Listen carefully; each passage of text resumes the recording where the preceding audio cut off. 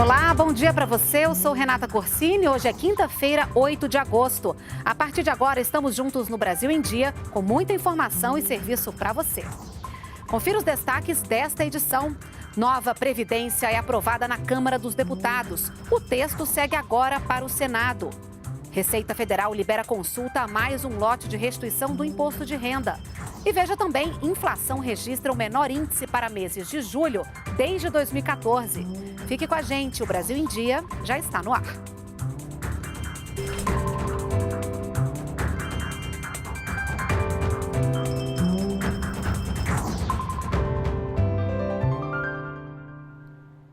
São 9 horas e 45 minutos, estamos ao vivo também pelas redes sociais. A Câmara concluiu na noite de ontem a votação da nova Previdência. Os deputados rejeitaram todos os destaques e agora o texto base segue para o Senado. Vamos então conversar ao vivo com Glauco de Queiroz, ele traz os detalhes para a gente. Glauco, bom dia. Quais são os próximos passos agora? Olá, bom dia Renata, bom dia a todos. O texto da reforma da Previdência segue agora para o Senado. E o primeiro passo é a leitura de um resumo aí dessa proposta em plenário que deve acontecer ainda hoje. O texto, então, ele é publicado no sistema eletrônico do Senado para conhecimento dos senadores e então é aberto um prazo de 5 dias para que eles façam propostas para emendas a esse texto. Só depois, então, começam as discussões na Comissão de Constituição e Justiça aqui do Senado. A CCJ aí terá 30 dias para discutir e elaborar um parecer. O relator aí da proposta no Senado já foi escolhido, será o senador Tasso Gereissati. Esse parecer, então, é encaminhado para o plenário para ser votado em 2 turnos. São necessários pelo menos 49 votos dos 81 senadores. E todo esse clima aí favorável à reforma da Previdência aqui na Câmara, a expectativa é que ele se repita entre os senadores, pelo menos foi o que disse ontem o presidente da Câmara, Rodrigo Maia, durante as comemorações da votação em segundo turno aqui da reforma da Previdência na Câmara. Ele recebeu os cumprimentos do ministro da Economia, Paulo Guedes, que esteve ontem aqui no Congresso aí acompanhando a votação. E segundo o governo, a reforma da Previdência deve gerar uma economia aí de 933 bilhões de reais para o país. Renata. Obrigada, Glauco, pelas suas informações. E olha, a Receita Federal abre hoje a consulta ao terceiro lote de restituição do imposto de renda. Vamos até São Paulo. Ricardo Ferraz traz os detalhes para a gente. Bom dia, Ricardo. Bom dia, Renata. Bom dia a você que acompanha o Brasil em Dia. Já está valendo. A Receita Federal liberou agora há pouco, 9 horas da manhã, a consulta do terceiro lote de restituição do imposto de renda. Quase 3 milhões de contribuintes serão contemplados nesta etapa, que soma 3 bilhões e 800 milhões de reais. Os valores são corrigidos pela Selic, a taxa básica de juros do Banco Central. O crédito nas contas correntes de quem tem direito à restituição será realizado no próximo dia 15. Este lote contempla também as restituições residuais dos últimos 10 anos fiscais, ou seja, 2008 a 2018. Para saber se teve a declaração liberada, o contribuinte pode acessar o site da Receita na internet no endereço idg.receita.fazenda.br, está aqui, ou ligar para o Receita Fone no número 146 ou ainda utilizar o aplicativo da Receita disponível para tablets e smartphones. Dinheirinho bem-vindo, né, Renata? É sempre um a mais aí, né, no orçamento das famílias e também na economia do país. Com certeza, Ricardo. Muito bem-vindo esse dinheirinho. Obrigada. Olha, e o IBGE divulgou agora há pouco a inflação oficial do país no mês passado. Vamos ao Rio de Janeiro. A Alessandra Lago tem os detalhes para a gente. Bom dia, Alessandra.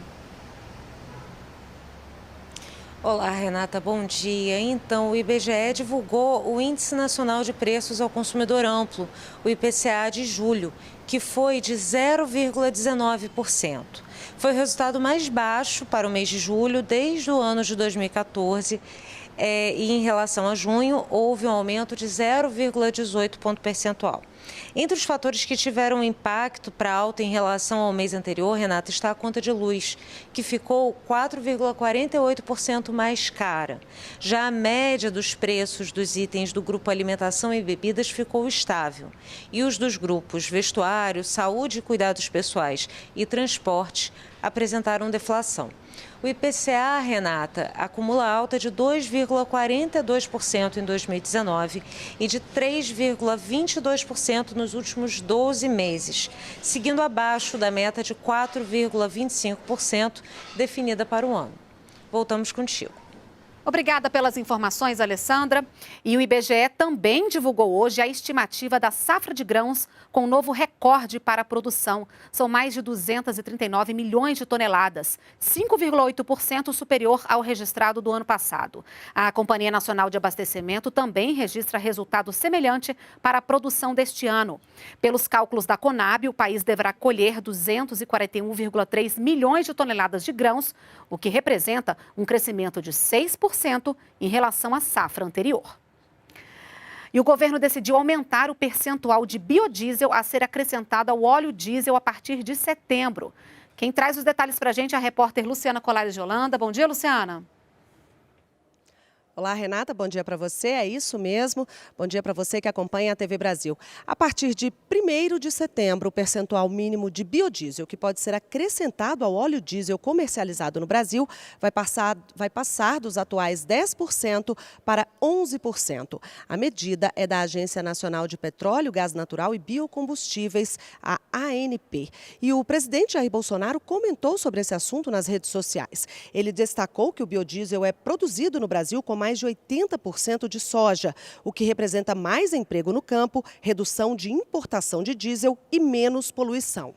E nessa rota de promover a economia do país, foi realizado ontem aqui em Brasília pelo Ministério da Agricultura, junto com o governo de Rondônia, o primeiro Festival do Tambaqui. E olha, teve até churrasco de peixe aqui na esplanada dos ministérios. Tudo isso para incentivar o consumo de pescado no país e impulsionar esse mercado. Vamos ver na reportagem. São mais de 9 mil quilômetros de extensão de costa marítima, inúmeros rios e lagos de grande porte. Então, por que é que a oferta de peixes no país ainda é pequena e os preços são altos em relação às carnes vermelhas e de ave? Por que o brasileiro consome 10 quilos de pescado por ano, quando a média mundial é o dobro, 20 quilos? É uma questão cultural que nós precisamos vencer. Para mudar essa realidade, é preciso desburocratizar as normas. Hoje nós temos um plano safra que liberou bilhões de reais para todos os produtores fomentarem a sua produção e, no entanto, esses produtores, sem a devida legalização pelos estados, ele não tem acesso a esse crédito. Então ele quer produzir, o governo federal põe à disposição recursos para ele e as legislações estaduais são impeditivas. A Organização das Nações Unidas para a Agricultura e Alimentação prevê um crescimento de quase 50% na produção da pesca brasileira até 2030. Os esforços para isso já estão na rua, literalmente. 7 toneladas de tambaqui da Amazônia, com um peso médio de 1 quilo, foram assadas em churrasqueiras de chão montadas no gramado da esplanada dos ministérios. O pescado veio direto da região norte, em caminhão frigorífico. Por volta do meio-dia, a carne começou a ser distribuída ao público. Cerca de 4 mil pessoas ganharam o almoço. O almoço está garantido? Está garantido. Um peixinho desse aqui, deu vontade de vir buscar aqui. Perdi aí meia horinha na fila, mas foi bom, vai valer a pena. Além de estimular o consumo de pescado entre os brasileiros, o governo de Rondônia quer divulgar o tambaqui, peixe rico em proteína e um dos principais produtos de sustentabilidade do agronegócio do estado. Aqueles que ainda não provaram o tambaqui possam provar, aprovar e ele também ser inserido na dieta do nosso povo brasileiro. O Brasil precisa entender que tem realmente de consumir mais peixe. Esse momento é um momento extraordinário que o Brasil vive, porque temos um ministério envolvido com isso, um presidente que abraçou a causa e um secretário que conhece profundamente a causa e que com certeza levará o Brasil a esse patamar que todos nós queremos. O peixezinho é bem-vindo, né? A Lei Maria da Penha completa 13 anos. Para marcar a data e reforçar as ações de combate à violência contra a mulher, o Ministério da Justiça firmou um pacto para garantir mais apoio. Por 3 anos, Larissa viveu um relacionamento abusivo. A paixão do início de namoro logo deu lugar a brigas violentas. Larissa apanhava com frequência, mas acabava por perdoar o namorado. só decidiu romper de vez com aquela situação depois que ficou com o rosto deformado pelos socos que tomava. Ele me deu um soco que eu desmaiei, fiquei nua no meio da rua, e quando eu levantei, eu acho que eu acordei para a vida. Eu levantei, eu falei não quero mais, e não quis mais ele. Ao longo dos últimos anos, diversas políticas públicas foram implementadas para se combater a violência contra a mulher, mas elas nem sempre puderam ser articuladas. Por isso, o Ministério da Justiça e Segurança Pública está lançando um pacto nacional para coordenar essas ações e tornar esse combate mais efetivo. A iniciativa foi assinada com a presença dos ministros Sérgio Moro, da Justiça e Segurança Pública, Damares Alves, da pasta da Mulher, Família e Direitos Humanos, e da Cidadania, Osmar Terra. Eles se comprometeram a implementar diversos programas. Nós vamos trabalhar juntos para que nós possamos não só implementar de uma maneira mais efetiva a legislação já existente, mas também construir políticas públicas para que nós tenhamos um aparato institucional mais robusto de promoção e proteção dos direitos das mulheres. No primeiro semestre deste ano, o Disque 180 recebeu mais de 46 mil denúncias de violações contra mulheres, 10% a mais que no mesmo período do ano passado. Casos de violência doméstica e familiar são os mais comuns, seguidos por ameaças e cárcere privado. Eu me assusto quando a gente chega nas regiões mais longe do Brasil e a gente observa que a violência contra a mulher não tem sido jamais notificada. O pacto foi assinado no dia em que a Lei Maria da Penha comemora 13 anos. A legislação, considerada modelo no mundo, mudou a maneira pela qual a Justiça se posiciona nos casos de violência doméstica, agilizando o atendimento e estabelecendo medidas protetivas e de acolhimento das vítimas.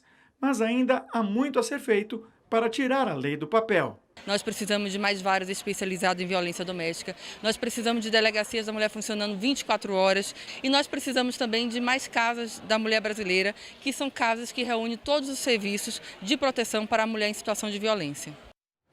Vamos falar de esporte. Na reta final dos Jogos Pan-Americanos, o Brasil fechou a quarta-feira com mais de 100 medalhas conquistadas e mais atletas subindo ao pódio. Na natação, teve até dobradinha brasileira.